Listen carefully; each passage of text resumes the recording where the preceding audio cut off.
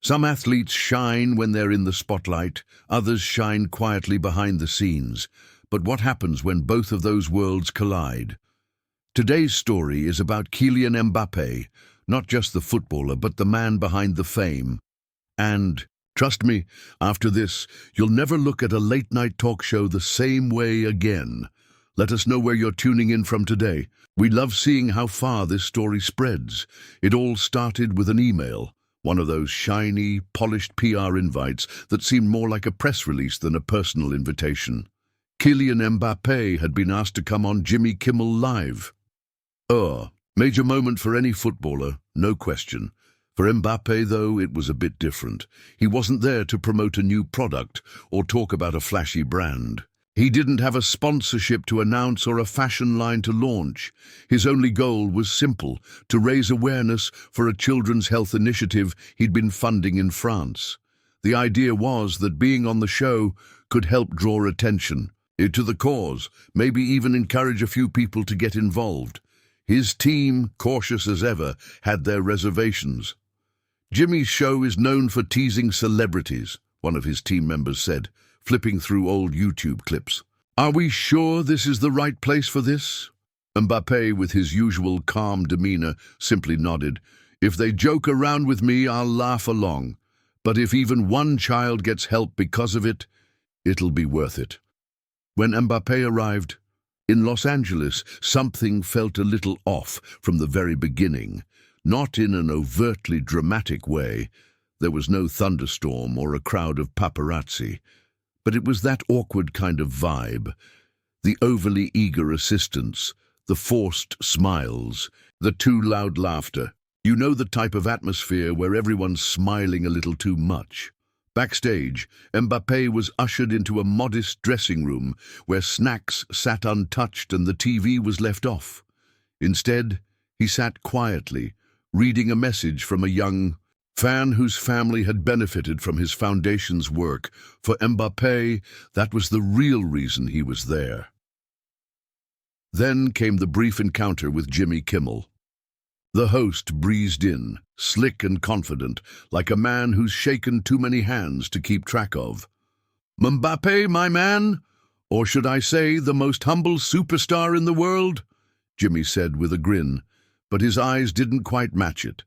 Mbappé chuckled politely, standing up to shake his hand. "I'm looking forward to our chat," Mbappé replied quietly. "Yeah, just go with the flow," Jimmy said, his smile still wide as he exited. When Mbappé stepped onto the stage, the crowd erupted.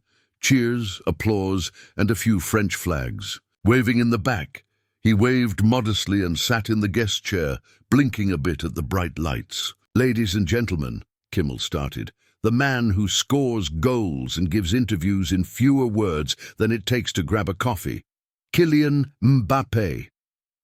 Laughter filled the room. Mbappé smiled and waited for the usual, "How are you?" or "How's football?" Instead, Jimmy dove straight in. "So, do you actually talk during matches, or do you just nod at your teammates?" A few chuckles from the audience. Mbappé tilted his head slightly. "Mostly nodding. Saves energy," he said, earning another laugh, but this time it was warmer. The tone, however, had already been set.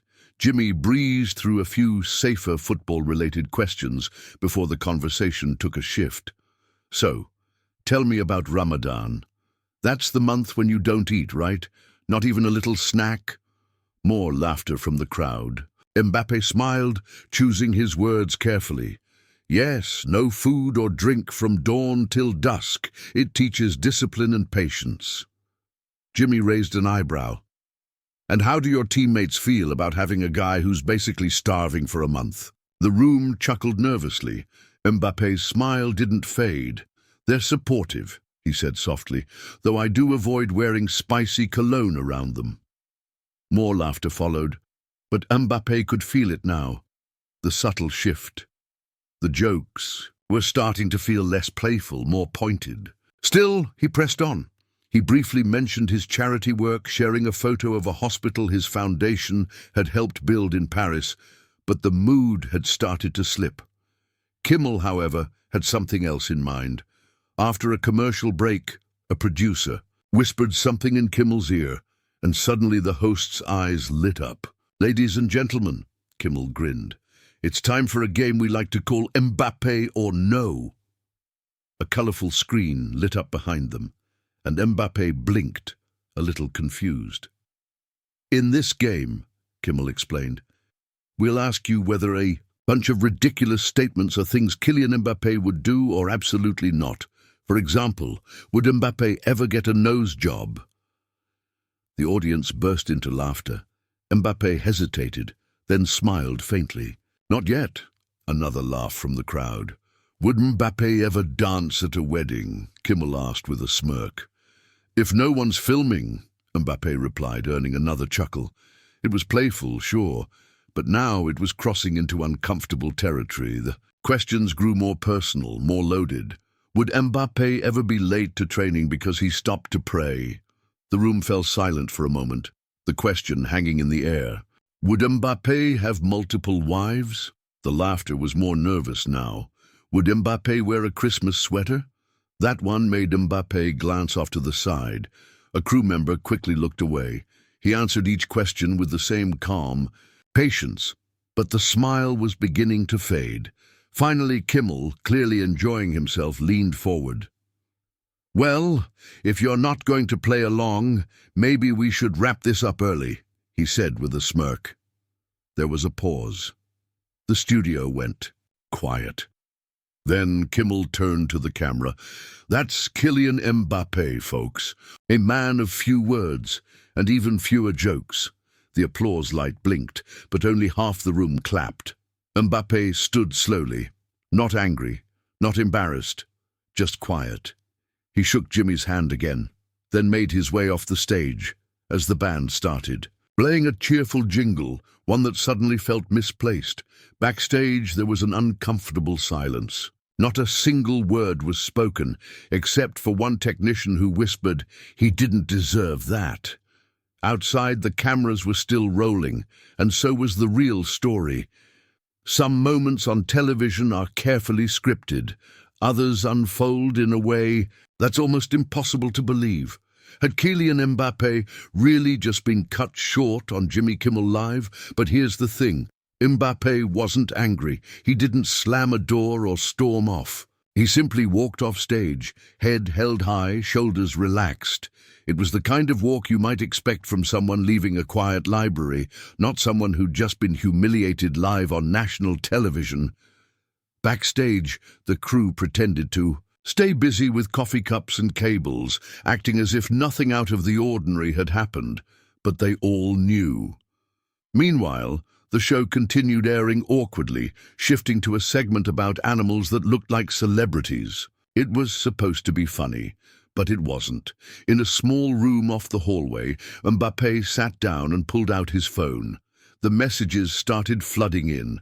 Some were from teammates, others from friends back home. A few simply read, "What just happened?" Mbappé, as always, replied with grace, "It's okay, these things happen." The studio's PR manager approached him cautiously, clipboard in hand like a shield. "Mr. Mbappé, thank you so much for being here.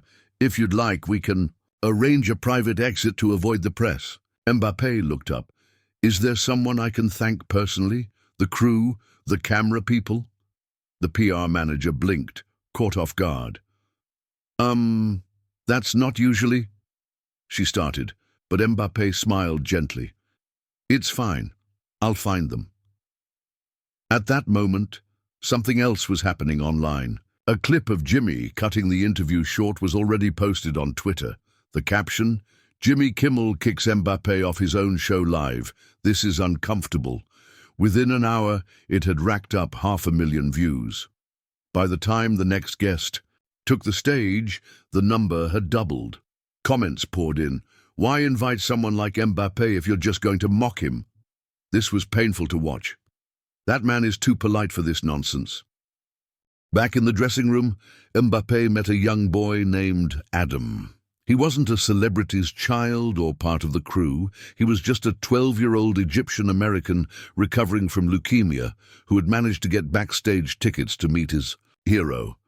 But with the show spiraling, it seemed like that meeting might not happen. Adam sat quietly with his mom, a small Liverpool flag resting in his lap. He looked like he was trying not to cry. Mbappé saw him instantly. "Are you waiting for someone?" he asked, crouching down to the boy's level. Adam's eyes widened. "You," he whispered. What happened next wasn't dramatic. It wasn't filmed or posted online for social media. It was just a quiet moment between a boy and the man he'd dreamed of meeting. Mbappé asked Adam about his treatment, and Adam, a bit shy, told him he was almost done with chemo. Mbappé smiled and said, "You're stronger than I am." Then, almost casually, he took the thin red bracelet from his wrist, the one he always wore during matches, and placed it in Adam's hand. "For luck," he said softly. A nearby producer, witnessing the scene, quietly wiped a tear from her eye. She pulled out her phone and snapped a picture, unsure why, but knowing that what she'd just witnessed mattered. Meanwhile, Jimmy Kimmel was in his dressing room, scrolling through the social media backlash. He chuckled once, uncomfortably. "Oh, come on," he said to his assistant. "It was just some banter. He's a big boy." But even the assistant, usually loyal to the end, didn't respond. One of the senior producers walked in. "We've got a problem," she said. "That clip of you cutting him off. It's everywhere." "You might want to say something," Jimmy scoffed. "Like what? It's not like I kicked a puppy." The producer didn't laugh. "This one's different. People love Mbappé. You didn't just insult a guest. You insulted someone who's kind." That word, kind, hung in the air, thick with meaning. In the entertainment world, kindness is often seen as a weakness. But here it was beginning to look like Mbappé's greatest strength. As the night went on, more footage started to surface. Someone posted a photo of Mbappé walking through the staff corridor, shaking hands with lighting techs and makeup artists. Another showed him in the studio kitchen chatting with the catering team. These weren't grand gestures. They were simple, quiet moments, but they contrasted sharply with Jimmy's polished stage persona, and then came the envelope. One of the crew members opened it, thinking it was just a thank you note. Inside was a handwritten letter, and beneath it, a check. The letter was addressed to the entire team behind the show, reading, "Thank you for your hard work tonight. I know it's not easy to put these things together, especially when the world is watching. Please use this to support any staff or family members facing medical hardship." The check was for $100,000. No press release, no logos, just a quiet act of generosity. By morning, Mbappé was trending worldwide. The story had spread far beyond football fans. News outlets picked it up. Human rights organizations commented on his dignity. Comedians, even some close to Jimmy, distanced themselves. In Paris, Mbappé's team issued a quiet statement of support. "We stand by our player always." Meanwhile, Jimmy Kimmel's team issued their own statement. "The show was meant to be light-hearted, and we regret if any offense was caused." It wasn't the apology people were hoping for, but it was something. As for Mbappé, he boarded a flight back to France that evening. No interviews, no headlines. He simply waved at a few airport staff and quietly boarded his plane. But before leaving the studio, he took a moment to write one last note to Adam on a piece of notepad paper. It read, "Keep smiling, I'm proud of you. One day I'll see you at the Parc des Princes." Adam took that note home and framed it. Sometimes the biggest moments happen when the cameras stop rolling. There's a particular kind of silence that follows after a public embarrassment. It's not angry or loud. It's just heavy, like the air itself is thicker. The mood backstage at Jimmy Kimmel Live the day after Mbappé left the stage early was one of unease. Officially, the show had gone on. There were a few chuckles, a musical guest, and a dog in sunglasses, everything designed to distract the audience from what had happened. But backstage, people were whispering, not just because of what had aired, but because of what had happened afterward. The footage hadn't been shown on the broadcast. It wasn't part of the final cut, but one of the camera operators, a seasoned pro, had kept his equipment rolling. What he captured wasn't a scandal. It was something much rarer. Quiet grace. In the minutes after Mbappé left the stage, the camera accidentally caught a shot of him walking through the hallway, his back to the camera, a man who had just been dismissed in front of millions. But instead of storming off or demanding a conversation with producers, he simply walked through the building, nodded politely at each crew member, and stopped when he saw Adam sitting quietly in the hallway. Adam had been invited to meet his hero that night, but had missed his chance. Now Mbappé saw him and approached. "Are you Adam?" he asked. Adam nodded, his eyes wide with surprise. "You're the real hero tonight," Mbappé said with a smile. Then he handed Adam the red bracelet, the one he always wore. The one Mbappé believed brought him luck. The moment would have ended there quietly, but the producer who had witnessed the scene was moved. She took a photo. She didn't post it online, not yet, but she knew the moment was important. That photo of Mbappé crouched next to Adam, both smiling, began circulating online. It wasn't flashy, it wasn't staged, but it felt real.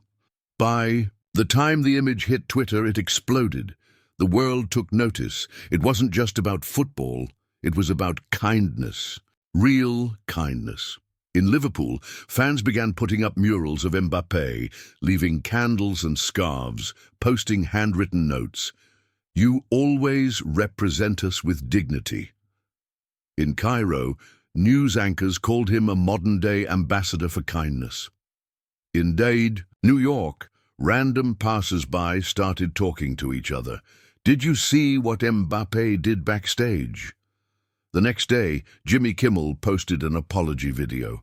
It wasn't perfect, but it was better. He admitted that he had tried to be funny and it hadn't landed. "I made it about me. That was wrong. I want to apologize to Kylian Mbappé," he said. It was an apology, but people were already looking beyond it. Mbappé, meanwhile, returned to his regular life. He didn't give interviews, didn't make a public statement. He simply got back to the game. The next time he stepped onto the field, fans at Parc des Princes held up banners not about trophies or goals, but about dignity and grace. One banner simply read, "In a world of noise, be Mbappé." As the cameras caught the banner at Parc des Princes, the crowd cheered, and somewhere, in Los Angeles, a man sitting in a studio watched the message unfold and understood. Sometimes the most powerful comeback isn't loud. It's quiet and far more lasting. This story is a reminder that standing up for what we believe in, no matter the challenge, can inspire others to do the same. Share this story. Spread the message of love, acceptance, and strength. And let's make the world a better place for everyone to be their true selves. Don't forget to like, share, and subscribe for more powerful stories that matter.